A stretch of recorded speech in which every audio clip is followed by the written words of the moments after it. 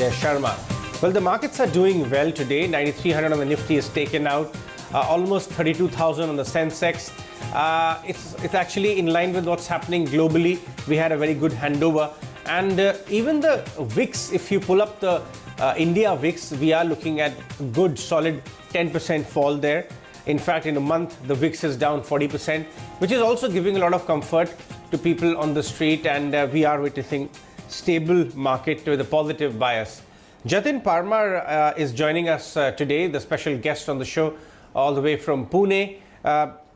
Jiten, how are you analyzing the market? You've been in the market long enough, managing your portfolio as well as client portfolios, and have witnessed a lot of cycles. Where exactly are we right now as far as the market cycle go? Surely we've been hit by the pandemic, and there was a sudden crash in the markets globally, which got adjusted to COVID-related slowdown ahead in a month's time. But where do we stand right now? Yeah. Good afternoon, Ajay. So on the cycles, I would say there are three types of cycles which investor has to deal with. One is the economic cycle, one is the market cycle, and one is the business cycle, which is for individual companies and sectors.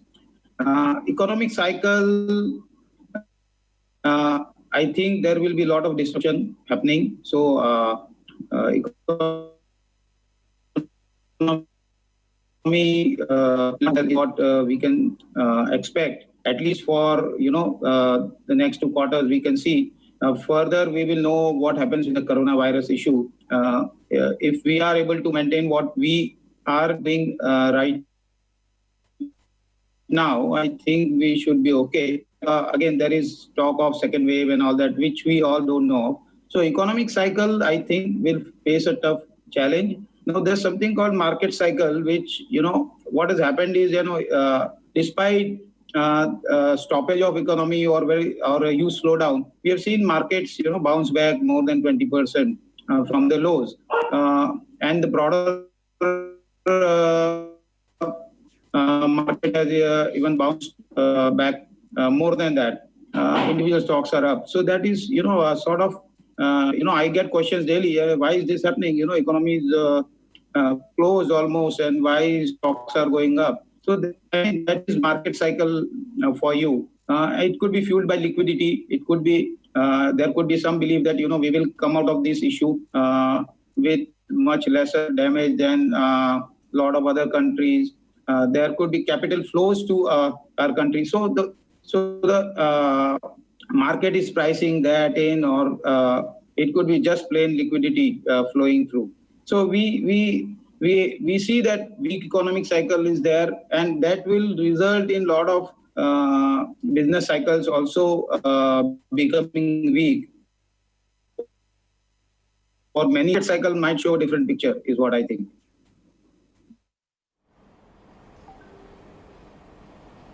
So how are you advising your clients to approach this cycle, or what's your own activity?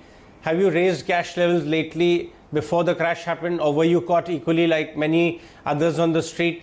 Are you waiting it out, or have you started buying high quality stocks that they are available at the lower level and better valuations? How are you approaching things? So, I mean, I'm generally an investor who always has cash. So I had more than around 35% crash even in the portfolio before this crash happened. And obviously the rest of the portfolio also suffered. But I was able to deploy some cash when, markets went down suddenly. A lot of which I have already taken out now because individual stocks went up 30%, 40%. So it's prudent to take some profits off the table. And that is going to be my strategy for the next 1 year at least, is what, if we are going to have these challenging times. We might have this, run-ups, which we should take advantage by booking profits. That is going to be my strategy. I think I will have cash in my portfolio. 20 to 30% cash, I think I will keep in the portfolio.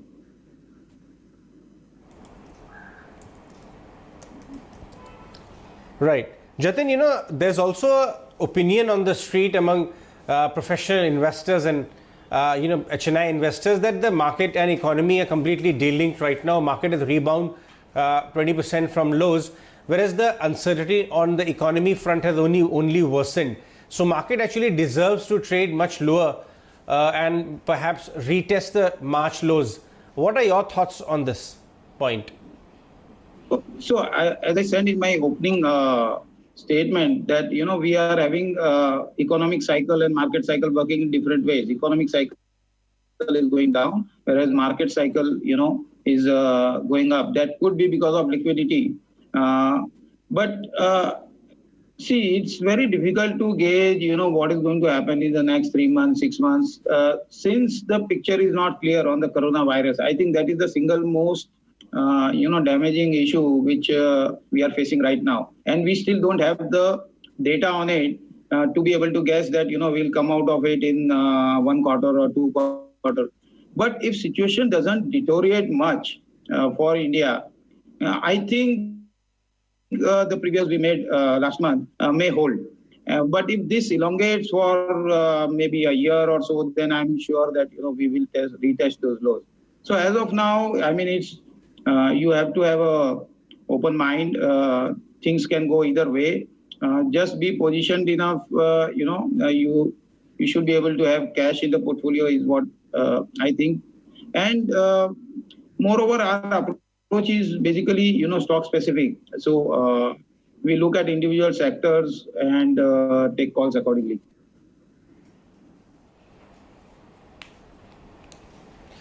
What about where do you stand, Jiten, on this opinion of value investing versus momentum investing? This argument which keeps cropping up, and this kind of a market, what style of investing works better?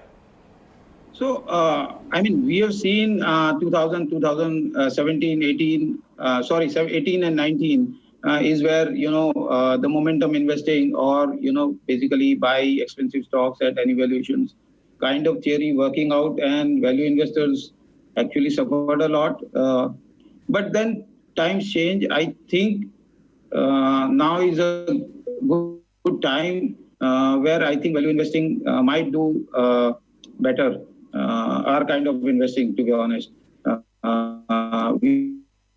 We really struggled in the last 2 years because we just we are very focused on valuations, and a lot of these good companies obviously were out of our valuation range. Luckily now, I mean, for us, that a lot of them have corrected a lot.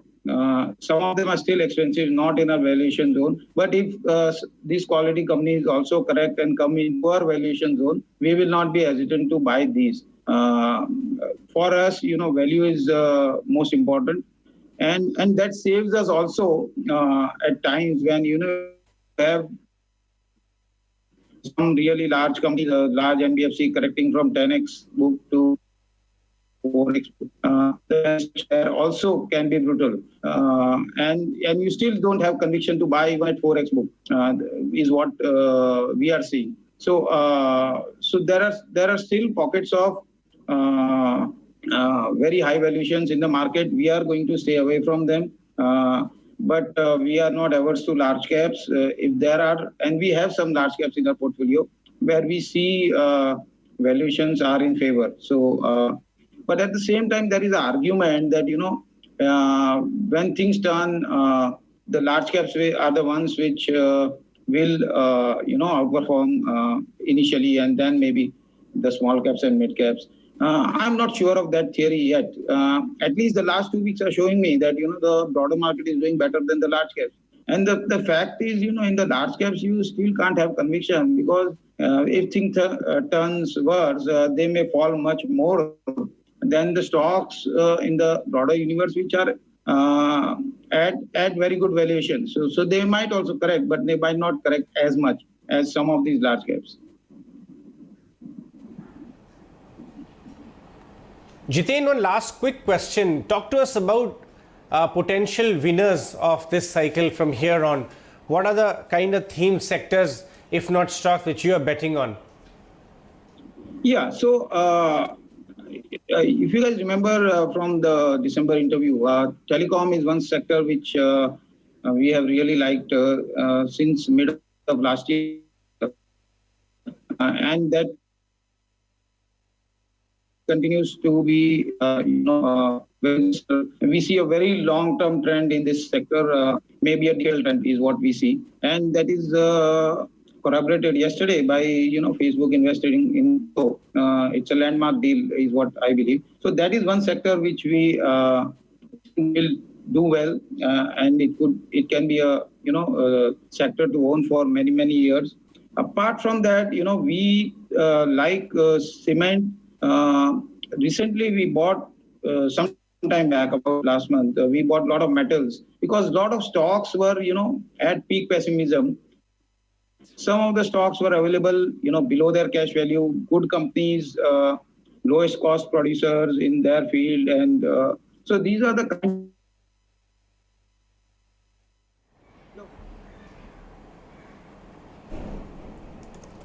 Right. Right. But sometimes in a month, if you get a 50%, we are ready to take some profits off the table. So metals is one. Pharma and chemical, I think, will continue to do well. And maybe I can talk a bit on sectors to avoid, which is, I think, NBFCs, the leadership has changed. They will struggle for some time. So except a couple which have some collateral, that airlines, hospitality, these are the sectors where there could be, a long-term disruption. So these are the sectors we will avoid.